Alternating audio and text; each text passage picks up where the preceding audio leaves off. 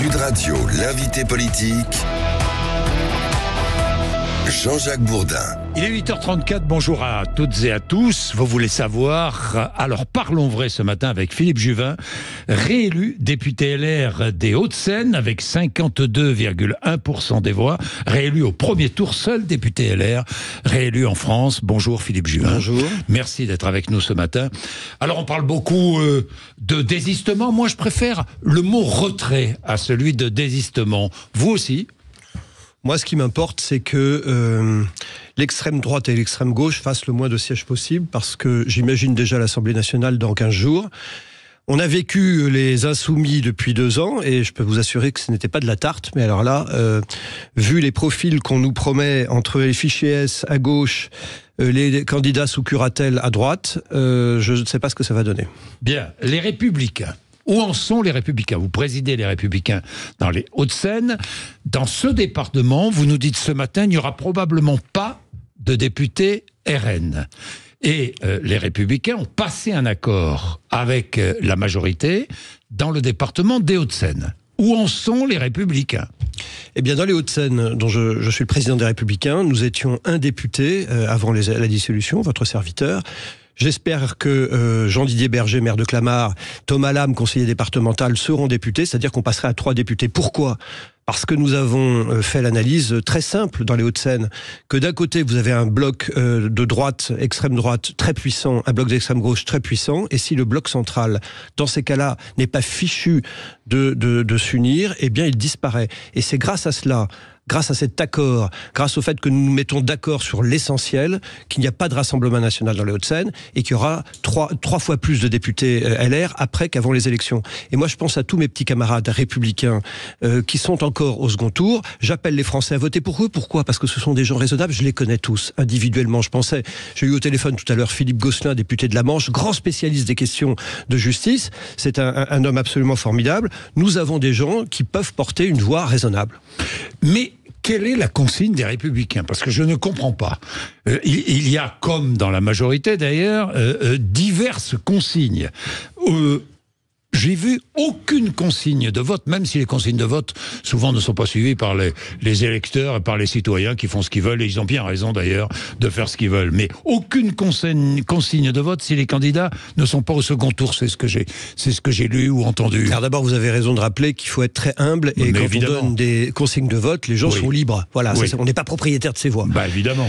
Ensuite, on n'est pas face à une élection présidentielle, on est face à une élection législative avec 577 cas particuliers qui sont 577 circonscriptions, et donc les électeurs, au moment de choisir entre un candidat, puisque c'est votre question, RN et un candidat LFI de gauche, eh bien ils auront à se déterminer. Comment ils vont faire en pratique ?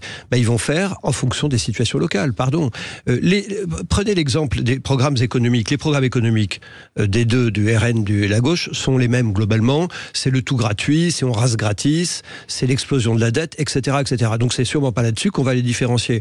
Soit on va à la pêche, soit on va à la pêche ce jour-là, il va faire beau d'ailleurs dimanche prochain, ça tombe bien. Soit on fait une analyse que tel ou tel candidat a un parcours de vie, des positions anciennes, des choses critiquables, éventuellement, on peut faire barrage. Vous pourriez voter LFI ? LFI, ça me semble difficile. Pourquoi ? Parce que le LFI, depuis maintenant 2 ans, véhicule une attitude qui conduit à la violence, qui conduit au wokisme, qui conduit à l'antisémitisme. Et donc non, le LFI, c'est pas possible. Non, la vraie question qui se pose, c'est quand vous avez un socialiste face à un Rassemblement national. Que feriez-vous ? Je ferais l'analyse ponctuelle dans la circonscription des parcours de vie des individus que j'ai en face de moi. Est-ce que, par exemple, ils ont eu une conduite irréprochable au moment du 7 octobre ? Est-ce qu'ils sont condamnés ? Ou est-ce qu'ils ont fait du surf ? Ou ils ont fermé les yeux ? Vous savez, la politique, il y a un moment où on juge les programmes, certes, mais aussi la patte humaine. On juge des individus. Emmanuel Macron disait « Soyez fiers des amateurs ». Oui, le problème, c'est quand vous avez des amateurs, on vous juge sur votre caractère amateur. Alors, Philippe Juvin, j'ai écouté les uns et les autres. J'ai écouté Jordan Bardella hier soir sur TF1 qui nous disait il y a déjà des discussions avec de futurs députés LR. Vous y croyez ? Ou est-ce qu'il nous raconte des histoires. Non, mais que la nature humaine soit ainsi faite. Je vous rappelle simplement Croyez-vous que des députés LR iront travailler, députés LR qui ne sont pas ciotistes, iront travailler avec le Rassemblement National? Alors, je ne le crois pas. Alors maintenant, je ne crois pas. Et vous les connaissez bien, vous les connaissez bien. C'est pour ça que les députés LR sortants sont tous des gens sérieux, ceux qui ne sont pas allés avec Éric Ciotti, et j'ai toute confiance en eux. D'ailleurs, si vous en doutez, regardez ce que Bardella disait il y a 3 semaines au moment de la fameuse discussion avec Éric Ciotti quand ils nous ont annoncé ce mariage surprise. Bardella, je crois, avait pris la parole à la télévision et avait dit nous aurons 50, 60 députés ciotistes LR. Il y a de nombreux députés sortants qui vont nous rejoindre. Il y en a pas eu, il y en a eu un, je crois. Donc en réalité, c'est du poker. Le poker est devenu un sport national depuis maintenant quelques semaines et Bardella a l'air d'être un très bon joueur de poker. Et est-ce que le RN est le seul parti à pouvoir détenir la majorité absolue dimanche prochain? Est-ce que la gauche peut avoir la majorité absolue? Clairement non, on nous fait croire. C'est ce que dit Raphaël Glucksmann, qui dit non, la gauche ne peut pas avoir la majorité. Exactement. Non, c'est Mélenchon qui laisse entendre qu'il va être Premier ministre. Pourquoi? Parce qu'il instrumentalise le corps électoral en essayant de pousser au vote Rassemblement National. Le rêve de Mélenchon. Le rêve de Mélenchon, c'est que le Rassemblement National est à la majorité pour pouvoir ensuite, lui, avoir le pouvoir dans la rue. On est face à un parti, cette alliance de gauche, qui veut le trouble dans la société. Donc, est-ce que la gauche peut avoir la majorité? Non, clairement non. Est-ce que les LR? Pas encore, on va le dire ainsi. La majorité présidentielle, non, évidemment. Donc oui, il peut y avoir une majorité Rassemblement National, très clairement. Oui, pas une seule voix ne doit aller à l'extrême droite. C'est ce que dit Emmanuel Macron. Rappelons que la gauche s'était mobilisée en 2017 et 2022 pour lui. Ça vous fait sourire? Non, je souris parce que dans ces cas-là, vous savez, il aurait fallu... le mieux, ça aurait été de ne pas dissoudre. Si vous n'avez pas de dissolution de l'Assemblée nationale, il n'y a aucune chance que le Rassemblement national ait une capacité à gouverner. Donc, on ne peut pas se plaindre des maux dont on est soi-même l'origine. Maintenant, oui, pas une voix doit aller au Rassemblement national. Vous le dites, est-ce que vous le dites? Non, pourquoi c'est plus complexe? C'est ce que je vous disais tout à l'heure. Vous ne dites pas ça. Non, mais attendez, d'abord, vous connaissez ma position. Moi, évidemment, il y a une barrière étanche entre les Républicains, en tout cas mes Républicains et le Rassemblement national. Ce que je vous dis, pour rentrer un peu dans le détail, c'est que si j'ai en face de moi un LFI dingo, antisémite, wokiste, qui a expliqué que le 7 octobre c'était une grande fête et qu'il n'y avait pas de problème, excusez-moi, je ne voterai pas pour lui et je vais même faire tout pour qu'il ne soit pas élu, y compris voter pour un Rassemblement national, à condition que celui-ci soit pas sous curatelle renforcée ou ancien observateur des élections russes. Vous voyez, donc on est dans une situation absolument folle, mais oui, il pourra m'arriver, si je suis électeur dans telle ou telle circonscription, dont je ne connais pas le détail, de faire obstacle au LFI, évidemment. Bien, évidemment. Et de faire obstacle au RN? Évidemment, dans le même cas. Vous savez, Marie-Christine Dallos, qui est une formidable députée des Républicains, qui connaît très bien la question des finances publiques, je l'ai eu au téléphone hier, elle m'a expliqué que son candidat, je crois, était sous curatelle renforcée, le candidat RN. Bon, voilà. C'est dans le Jura. C'est dans le Jura. Il y a quand même un sujet, avouez, sur le fond, de la qualité des candidats. On connaissait les amateurs. Vous savez, soyez fiers des amateurs d'Emmanuel Macron. On est passé maintenant au fichier S à gauche. Oui. Vous croyez, pour parler d'autre chose, du futur, est-ce que vous croyez à une future coalition, ni RN, ni LFI, à l'Assemblée nationale? Est-ce que c'est possible ou pas? Dans l'état actuel des choses, nous serons probablement trop peu nombreux, mais ce qui est certain, si votre question c'est après une victoire des extrêmes, il faudra évidemment que le pays se reconstruise, et la reconstruction d'une force politique raisonnable, modérée, dont je suis, elle est évidemment indispensable. Vous savez, Monsieur Bourdin, dans une campagne qui fait 3 semaines, il y a évidemment un avantage mécanique aux populistes. Parce que le populiste, il vous dit une chose très simple, il vous dit ça va mal, je vais tout changer. Ça, vous n'avez pas besoin de beaucoup d'explications. En revanche, quand vous êtes modéré, forcément, vous connaissez la complexité des choses. Et ça, c'est à nous maintenant de tirer les conséquences de l'inefficacité du pouvoir en place, parce que le grand drame d'Emmanuel Macron, c'est qu'il a été inefficace, en particulier à rétablir l'ordre dans la rue, à l'école, dans les comptes publics, eh bien, il faut qu'on reconstruise cette offre modérée. Mettons-nous au travail. On ne l'a pas fait, il faut le faire. Cela fait des mois que vous demandez un gouvernement d'entente. Des mois, oui. Je vous ai entendu, ici même, à l'Assemblée nationale ou ailleurs. Est-ce que si Emmanuel Macron vous appelait à Matignon, vous iriez ? Mais il n'y a pas de majorité. Le problème, c'est que nous n'allons pas avoir de majorité. Mais sans majorité. Imaginons une assemblée sans majorité lundi prochain, ce qui est fort probable. Est-ce que ça ne marche pas, Premier ministre. Mais Monsieur Bourdin, le vrai problème, c'est à l'Assemblée nationale. Pourquoi il faut une majorité ? Il faut une majorité pour voter le budget. Oui, on peut éviter. C'est essentiel. Je peux dire en souriant, on pourrait éviter de faire des lois, au moins peut-être ça faciliterait la vie des Français, des lois supplémentaires. On peut gouverner par décret ou par ordonnance. Et puis surtout ne pas faire de loi, cesser d'emmerder les Français selon le refrain connu de Pompidou. Oui, on fait trop de lois, de toute façon. Mais qu'il n'y ait pas de loi pendant un an, pourquoi pas ? Peut-être qu'on s'en tirerait. Même si évidemment il y a des choses qui sont indispensables à faire sur l'ordre particulier. Mais le vrai sujet qui va nous arriver dans la figure, c'est en automne, c'est le budget. Comment vote-t-on un budget quand vous n'avez pas de majorité ? Moi, je ne sais pas faire aujourd'hui. On peut imaginer qu'un gouvernement minoritaire sera mis en cause par une motion de censure. Oui. Voilà, une alliance des oppositions. Et là, le gouvernement tombera. Or, dans ces cas-là, que prévoit la Constitution ? La dissolution. Or, malheureusement, la Constitution prévoit aussi qu'on ne peut pas dissoudre avant un an. Eh bien, on va être dans une situation d'une extrême gravité pendant un an.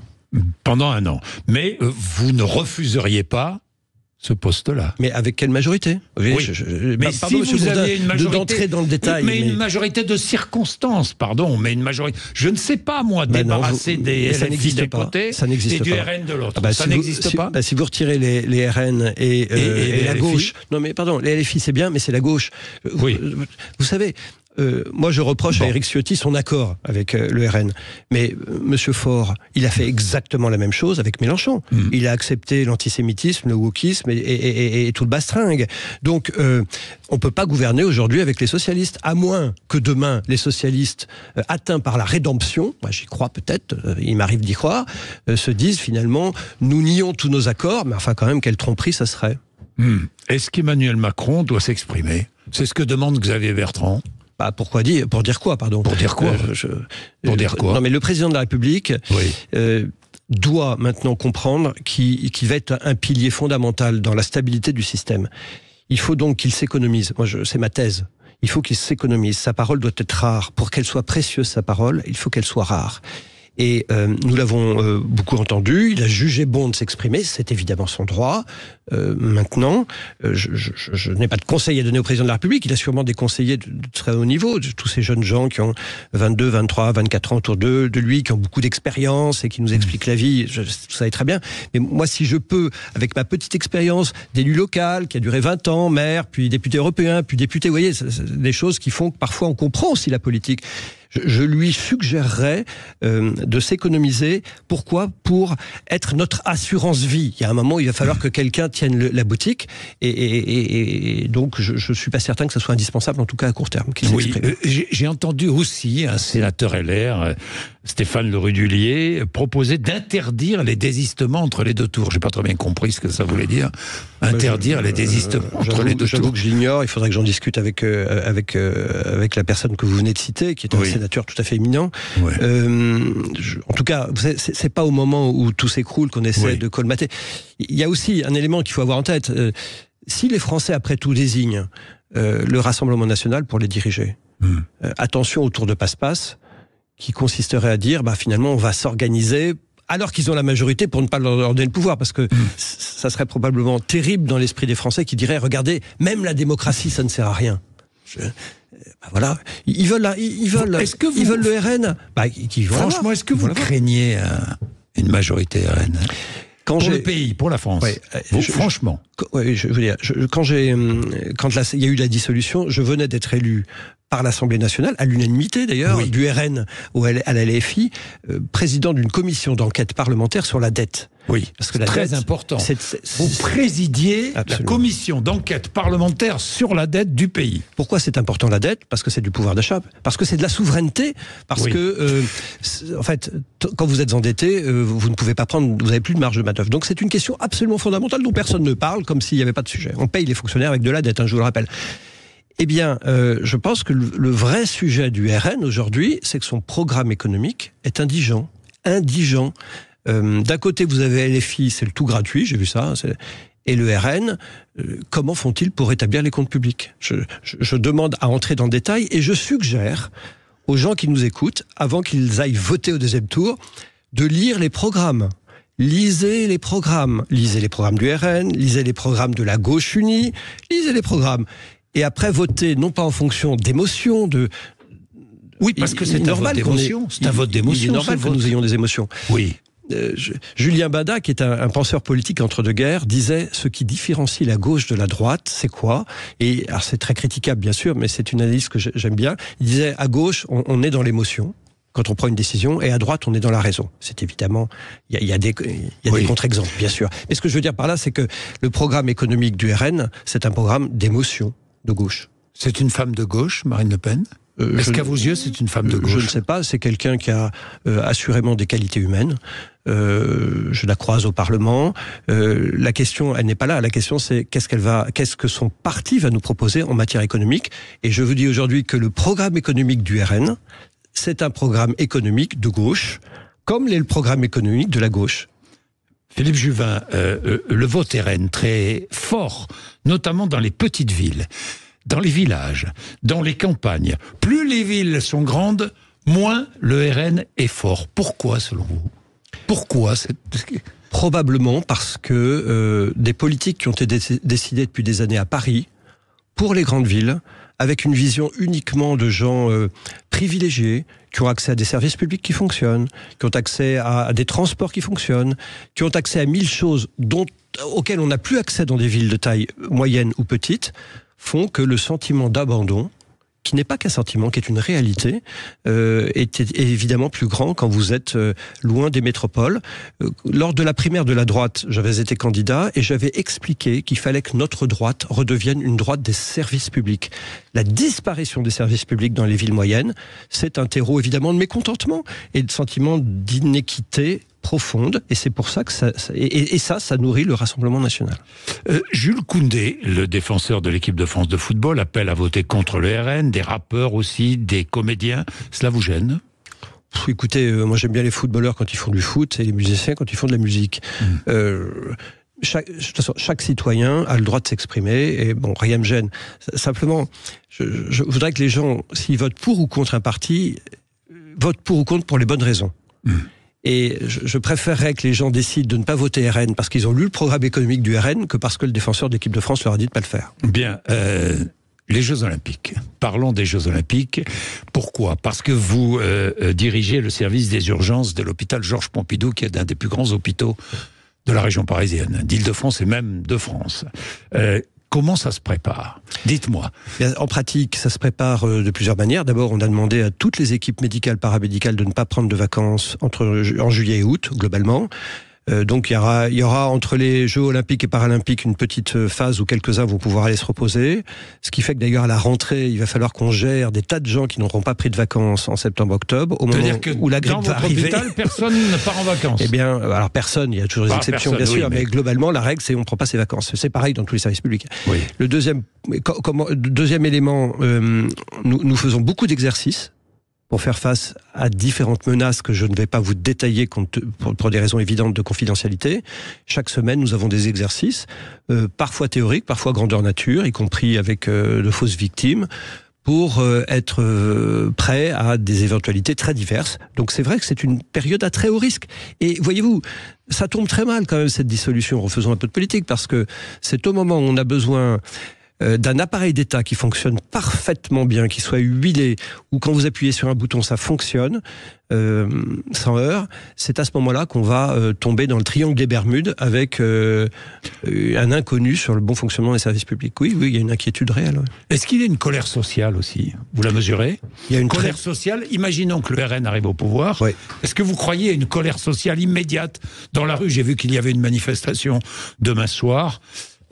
À des grèves, à des mouvements particuliers pour s'opposer à un gouvernement RN. D'abord, je ne veux pas, je ne veux pas dire ça va être le moi ou le chaos. C'est une très mauvaise politique. Je note toutefois qu'une de mes thèses, c'est que l'extrême gauche pousse à la victoire du RN pour prendre le pouvoir dans la rue. Oui. Pour agiter la rue. Pour vous, c'est clair. Je ne comprendrais pas pourquoi, dans ces cas-là, M. Mélenchon n'arrête pas de dire qu'il va être Premier ministre, alors qu'il sait très bien qu'il ne va pas l'être. C'est impossible. C'est arithmétiquement impossible, il n'aura pas la majorité. Moi, j'ai été maire de la Garenne-Colombes, qui est une commune dans les Hauts-de-Seine, pendant 20 ans.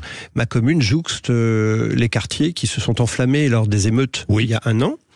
Eh bien, je peux vous avouer que nous, les maires des Hauts-de-Seine, c'est d'ailleurs une des raisons qui font que nous avons passé un accord avec le bloc central pour qu'il n'y ait pas de RN et qu'il y ait le moins possible de mélenchonistes dans les Hauts-de-Seine et que les gens raisonnables soient préservés dans cette élection. Nous ne voulons pas, nous, les maires des Hauts-de-Seine, revivre les émeutes que nous avons vécues il y a 1 an. Voilà, tout simplement. Nous voulons de l'ordre. Oui. Philippe Juvin, on parle beaucoup du Covid. C'est vrai, on reparle du Covid. Est-ce que vous constatez, vous dirigez les urgences de Georges Pompidou, est-ce que vous constatez un retour du Covid? Alors on constate non seulement un retour, mais on constate un Covid particulièrement agressif. Ceux qui sont malades actuellement, vous témoigneront probablement, faites un micro-trottoir, d'une asthénie, d'une fatigue très très prononcée. Les gens sont crevés. Et on constate aussi, vraiment, moi ça fait des années, vous me l'aviez posé la question déjà il y a 2, 3, 4 ans ici, on constate les effets long terme du Covid. Le Covid est responsable de maladies à long terme. Par exemple, on vient de démontrer, on l'avait deviné, qu'il y a des diabètes qui sont causés par le Covid. C'est-à-dire que le Covid, le virus a détruit les cellules du pancréas et conduit ensuite à des diabètes définitifs. On va avoir probablement des démences arriver dans quelques années à cause du Covid. On a quelques éléments qui le suggèrent. Des insuffisances cardiaques. Le Covid, c'est une fusée à plusieurs étages. Il y a l'infection qu'on connaît tous, virale, qui est parfois mortelle pour certains, je le rappelle encore, bien sûr. Mais il y a ensuite tout le Covid long qui va faire des dégâts majeurs. Et je ne parle pas des dégâts psychiatriques qui sont évidemment... Est-ce que vous avez vu que dans cette élection, il y a des candidats anti-vax ? Mais bien sûr. Et certains qui risquent d'être élus ? Je sais. C'est pour ça, voyez-vous, que la politique... moi, je crois à la politique à la Chirac. C'est quoi la politique à la Chirac? Ce sont des gens qui ont été conseillers municipaux, maires, conseillers départementaux, qui connaissent le terrain, qui ont acquis du recul sur les choses, parce que le monde n'est pas tout blanc et le monde n'est pas tout noir. Gérer des communes, ça prend et ça apprend la complexité de la vie. Et d'une certaine manière, Emmanuel Macron est arrivé en disant tous des amateurs, n'importe qui peut faire ce job. C'est un métier, la politique. Et quand vous ouvrez en disant finalement ils sont tous nuls, on peut tous les remplacer, vous voyez arriver des dingos. Et si demain il y a des antivax, il fera avec, bien sûr, c'est la démocratie. Mais mon Dieu que ça va être difficile. Qu'ont-ils fait de notre pays, Monsieur Bourdin? Qu'ont-ils fait de notre pays? Merci Philippe Juvin d'être venu nous voir ce matin sur l'antenne de Sud Radio. Merci beaucoup. Il est 8h56. Nous avons beaucoup parlé, évidemment, des retraits des divers candidats gauche-droite. Tout à l'heure, entre 9h et 10h, nous aurons plusieurs témoignages et les vôtres. 0826 300 300. Qu'allez-vous faire dimanche prochain? Vous allez nous dire pour qui allez-vous voter dans votre circonscription? Nous allons ouvrir notre grand débat entre 9h et 10h. À tout de suite.